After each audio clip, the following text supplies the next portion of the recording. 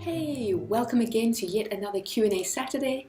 I am Alison Beer of AlisonBeer.com, where I work with adults who love to live light-hearted, re-inspire themselves with creativity, and learn to draw their very own cartoon characters. Today we are continuing with our trip around the world to visit iconic sites and destinations and possibly monuments. And this particular day we are going to be drawing Horseshoe Falls in Niagara, courtesy of an invitation to visit by one of our subscribers from Toronto. The first thing you realize when you're drawing an iconic site like the Horseshoe Falls at Niagara is that you really need to know your subject. And fortunately, these days of the internet, we have so many reference photos available. So you have to decide, how on earth am I going to depict this? What am I wanting to show about it? And here we've got an aerial shot from quite far off, nice wide angle. Then you've got something like this, which is a bit closer, still showing that beautiful horseshoe shape and that plume of spray that goes up from the falls. Then you have this one where you've got an aerial view much closer again with the Skylon Tower in the foreground. And this might be good if you want to put in a character who's a bit intrepid and you might want to show them climbing on the tower.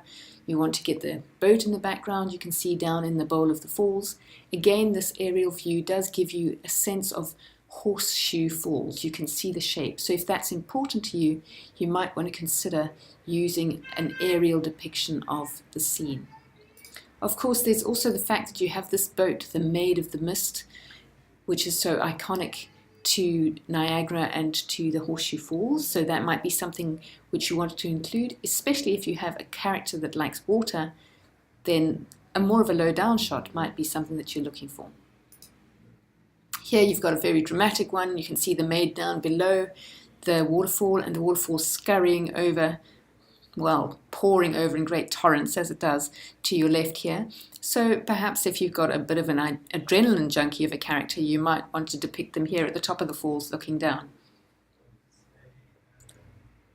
Then of course you've got this one where you've got again a wide view but taken closer down towards the water. You've got the maid in the bottom of that bowl. It doesn't show you the horseshoe so well, so maybe you wouldn't want to go with this one if you were really wanting to zone in on the fact that it was the Horseshoe Falls.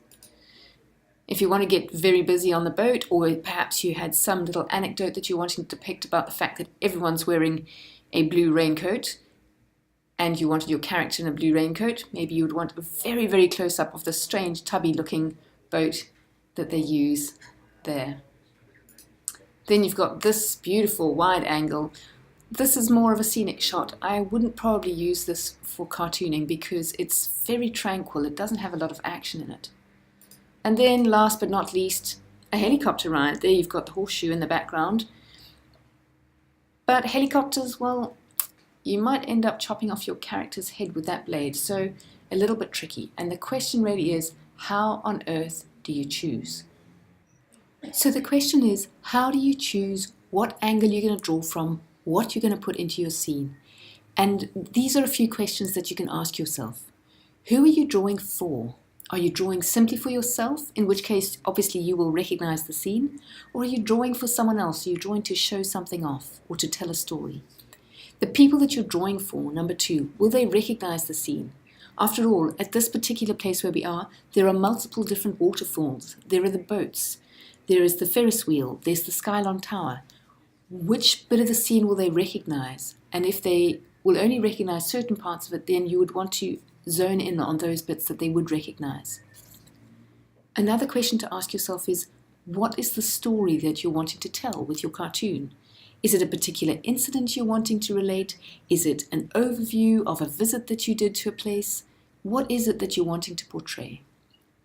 Number four is something that relates very much to number three. Have you got one frame to tell your story, or have you got a strip? Because if you've got one frame, then you've got to have immediate impact. You've got a one-off chance of telling your story and getting your point across. Whereas when you've got a strip, you can use one part of it to set the scene, another part to zoom in on some particular aspect, then another part to go across to a different aspect, and so you've got more flexibility because you've got 3 or 4 different frames that you can portray your story through. And the final and very, very important thing is, what suits your character? As I mentioned, as we were looking at all the different scenery, have you got a character that would be down at water level because they like the water? That would be some aquatic animal such as an otter, or perhaps a seabird, or I don't know, it could be anything, even something that wouldn't necessarily be at Niagara, but is it something that would be down by the water?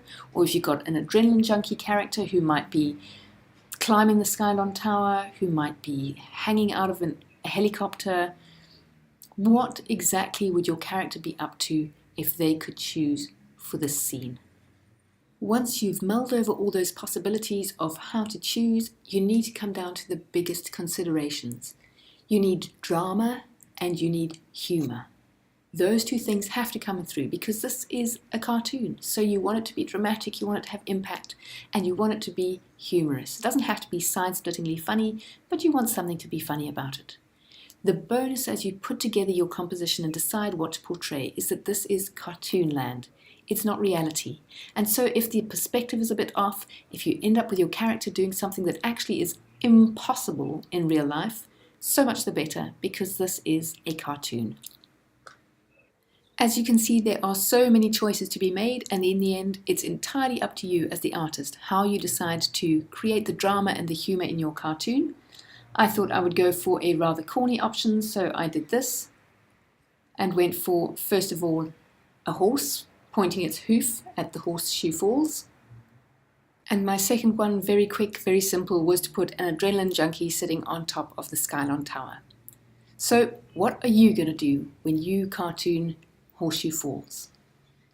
Tune in next week because I'm going to look at the technicalities of actually drawing the water behind us as opposed to using the photographs as a backdrop in the cartoons. So that will be a little more challenging with a whole load of line art coming in. So there you have it, a whirlwind trip of the falls, including a bit of a helicopter ride and a couple of boat trips.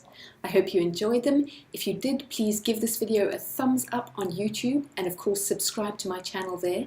And if you'd like even more videos and tips that you only get from me on email, head on over to my website www.alisonbeer.com and sign up there for email updates.